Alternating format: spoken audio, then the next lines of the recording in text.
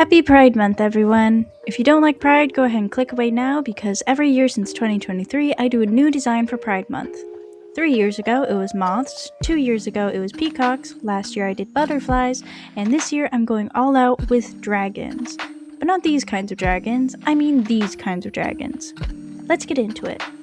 Pride has always been a big part of my life and my identity, starting from when I was much younger, surrounding myself with some pretty fruity friends, and becoming a little fruit smoothie myself. Also, if you're wondering why I didn't do a design for 2022, it's because I started my art business in 2022, and I was too focused on just building up my portfolio to actually take the time and design something for Pride Month. But this year, I'm going all in as this is officially my 4-year anniversary since I officially opened my business, but also my first year that I actually get to show off my pride to my internet community. Every year, I try to match a theme to the animal. Moths are often seen as symbols of transformation and spiritual growth, peacocks can be very strong symbols of pride, and last year I wanted to inspire people to be bold as a butterfly. That's why this year I've decided to pull inspiration from traditional Chinese dragons, instead of a standard Western dragon. In Chinese cultures, dragons are often symbols of power, protection, and authority. I wanted to capture that for this year because I don't think anyone should be ashamed of who they are inside. You have the right to exist as your authentic self, and that deserves to be protected and recognized. Now that we have our base finished, let's start on the actual flags. Pause for a second. These are the flags that I'm going to be showcasing in this video, but if you want to see a specific flag, you can leave it in the comments or send me an email and I will add the flag to this collection. Okay, back to the video. Instead of doing long stripes similar to my references, I chose to go with horizontal stripes.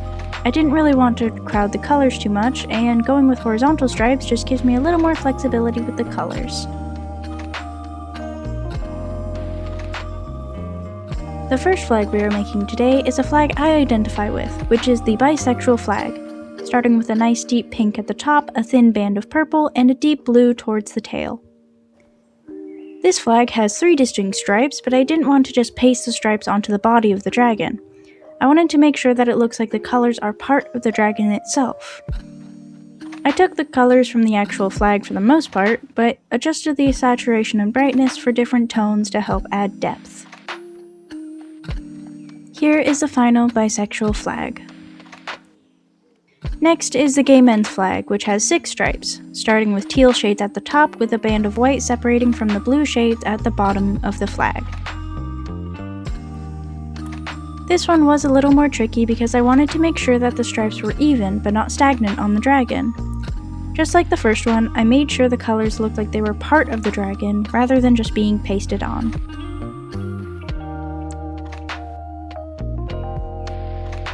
And here is the final gay men's flag. Next up is the lesbian flag, which has 5 stripes with a scarlet shade at the top to a nice orange, peach, a band of white, light pink, a deep pink, and a plum at the bottom. This one reminds me a lot of coral, but an interesting piece of trivia about it is that it used to look like this, meant to celebrate lesbians with a more traditionally feminine gender expression. This version did not well represent trans women, non-binary people, or gender non-conforming lesbians.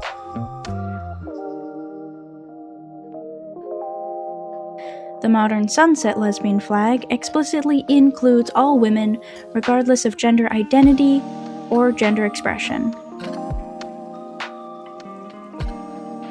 Here is the final lesbian flag. Next up is the non-binary flag with yellow, white, purple, and black, one of my favorite color combinations of the flags. One of my favorite parts about doing these pride designs every year is learning more about where these flags came from. With the non-binary flag, for example, yellow represents genders outside of the male-female binary, white represents people who identify with multiple genders, purple is for those who feel their gender is a blend or combination of male and female, and black represents agender individuals or those who identify as having no gender. Here is the final non-binary dragon. Next up is the transgender flag with blue, pink, white, then pink, and blue. This flag is commonly associated with male to female or female to male transition, but it actually covers gender transition of any kind, both binary to binary or binary to non-binary, or gender non-conforming identities. I thought that was an interesting fact to share.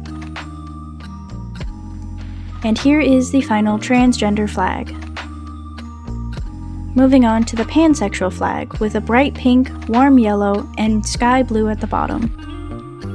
The pansexual flag is a simpler flag representing attraction to all gender identities, with pink representing the female and female presenting spectrum, yellow representing everything in between and off the gender spectrum, and blue representing the male and male presenting spectrum. This flag, which was designed in 2010, sometimes gets confused with pansexuality, which I'm sure we all know is very different. Pansexual people are attracted to all gender identities, and pansexual people are attracted to pans. I'm glad we cleared that up.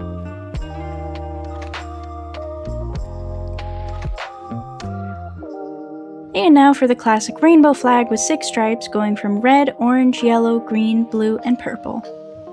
This is the oldest and most recognized flag for the LGBTQ+ community, originally designed in 1978. The first flag included all 6 colors of the rainbow plus a pink and teal stripe. Then came the Progress Pride flag in 2018, but I decided to just stick with the classic rainbow for this one.